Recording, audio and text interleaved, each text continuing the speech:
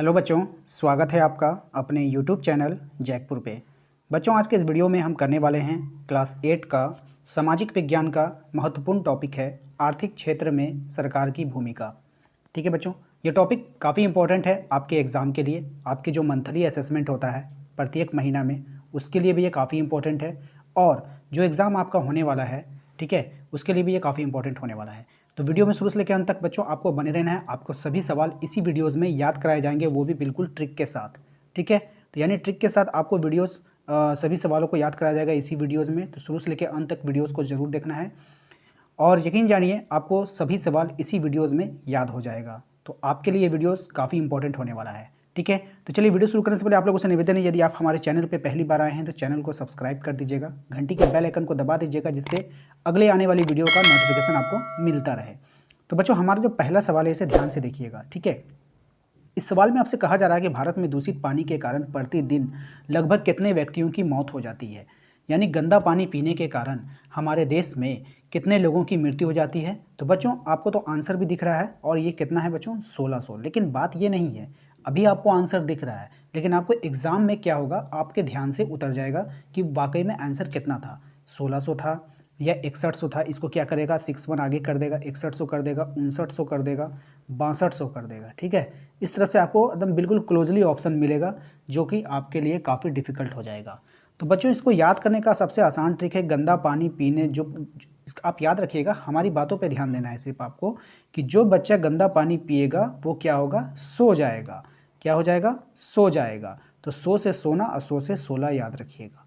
ठीक है, सो से सोना और सो से 16। जो बच्चा गंदा पानी पिएगा वो क्या होगा, सो जाएगा। तो सो से आपको सोना और सो से आपको 16 याद रखना है। चलिए अगले सवाल की ओर चलते हैं। बच्चों, हमारा अगला सवाल है सर्व शिक्षा अभियान कब आरंभ हुआ। यानी सर्व शिक्षा अभियान, अब इसे याद करने का सबसे आसान ट्रिक, आप तो देख पा रहे हैं आंसर क्या है, 2000 से 2001।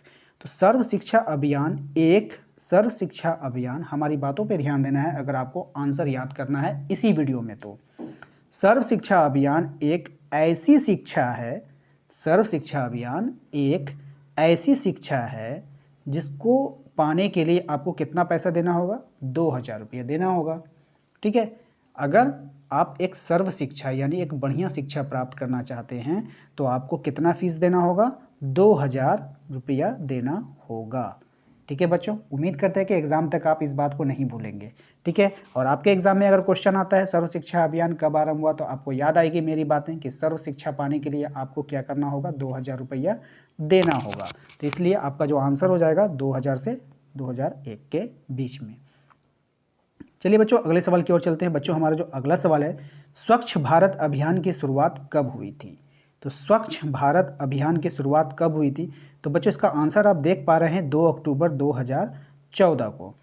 तो बच्चों, स्वच्छ, इसे आपको याद रखना है कि स्वच्छ भारत का सपना किसने देखा था, तो हमारे गांधी जी ने देखा था। किसने देखा था, हमारे गांधी जी ने देखा था स्वच्छ भारत का सपना, कि पूरा भारत जो है हमारा स्वच्छ होगा। और गांधी जी का जन्मदिन कब होता है बच्चों, 2 अक्टूबर को। तो हम लोग क्या करेंगे, हम लोग 2 अक्टूबर के दिन गांधी जी को खुश करने के लिए पूरे भारत को स्वच्छ करेंगे। ठीक है, तो स्वच्छ भारत कब शुरू हुआ, तो 2 अक्टूबर को। अब रहा बच्चों साल 2014। तो 14 वर्ष जो होती है बच्चों की, जो उम्र होती है वो काफ़ी फेमस उम्र होती है, क्योंकि आप इसमें आप मैट्रिक की परीक्षा देते हैं। ठीक है, तो आप याद रखेंगे 14, क्या 14 में। चलिए नेक्स्ट सवाल है बच्चों हमारा, कि नर्मदा बचाओ आंदोलन किस परियोजना के विरोध में किया गया था।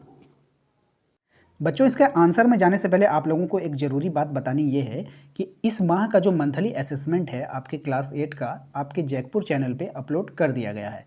यदि आप लोगों ने नहीं देखा है तो जाकर देख लेंगे। साथ ही साथ आपको एक बात और बता देते हैं, दिसंबर माह में जो आपका मंथली असेसमेंट होने वाला है, यदि उसका क्वेश्चन आपको सबसे पहले मिलता है तो आप हमें दिए गए नंबर, जो कि नंबर है हमारा 9798054010 पे, जो है आपको व्हाट्सएप पे क्वेश्चन को भेज देना है।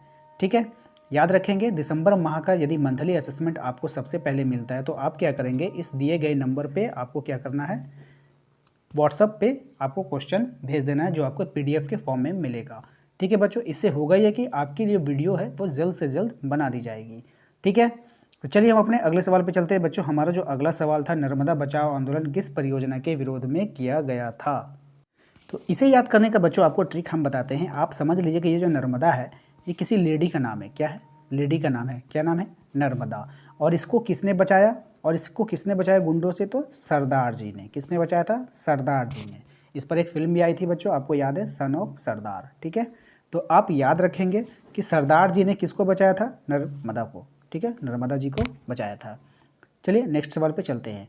फ्लोराइड युक्त पानी से कौन सी समस्या उत्पन्न होती है? तो आपके आंसर इसके सामने है कि कमज़ोर हड्डी।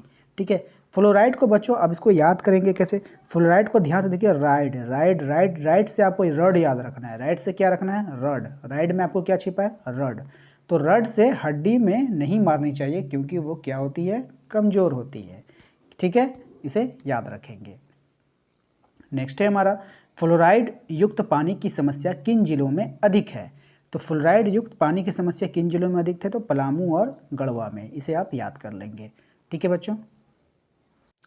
हमारा अगला सवाल है 7वां सवाल, ध्यान से देखिएगा। इसमें कहा जा रहा है कि इंदिरा आवास योजना का परिवर्तित नाम क्या है?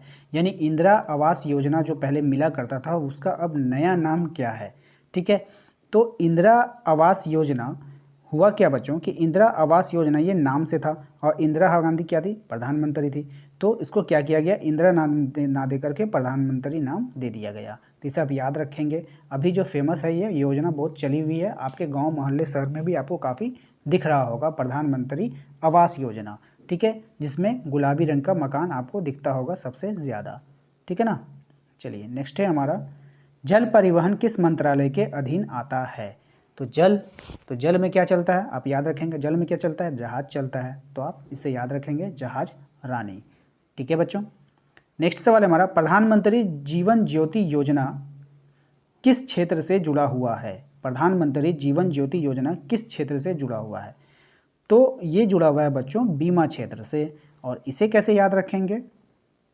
आप इसे इस तरह से इमेजिन कीजिए, एक बीमा कंपनी वाले जो आते हैं, आपका एजेंट जो आपके घर पे आता है, वो क्या कहता है? भैया जी या भाभी जी, कुछ भी कहता है, आपको क्या कहेगा? समझ लीजिए कि आप जो है आप जीवन बीमा हमसे करवा लीजिए। इससे होगा ये कि आपके जीवन में ज्योति जल जाएगी। आप हमसे अगर बीमा ले लेंगे तो आपके जीवन में क्या हो जाएगा? ज्योति जल जाएगी। जीवन में क्या हो जाएगा? रोशनी आ जाएगा। ठीक है, इस तरह से बहुत अच्छी अच्छी बातें बोल करके वो हमें क्या करता है? इंश्योरेंस करके चला जाता है। ठीक है, तो आप इसे याद रखेंगे। नेक्स्ट है हमारा 10वां नंबर सवाल, देखिएगा, सुकन्या समृद्धि योजना कब लागू की गई थी? सुकन्या कन्या का मतलब क्या होता है बच्चों? लड़कियां। तो लड़कियां कब बड़ी हो जाती है? आपको याद रखना है कि 14 वर्ष की आयु में लड़कियां क्या हो जाती है? बड़ी हो जाती है। ठीक है, यानी मैट्रिक पास कर जाती है, वो बड़ी हो जाती है।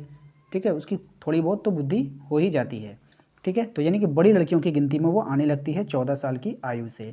तो आपको याद रखना है कि सुकन्या जो होगी वो भी क्या हो जाएगा? 2014 में लागू हुआ।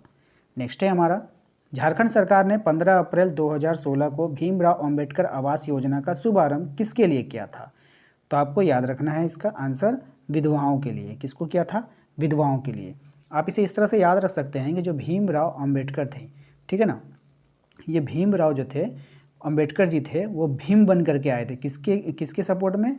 विधवाओं के सपोर्ट में। ठीक है, याद रहेगा। नेक्स्ट है हमारा, प्रधानमंत्री उज्ज्वला योजना का संबंध किस क्षेत्र से है?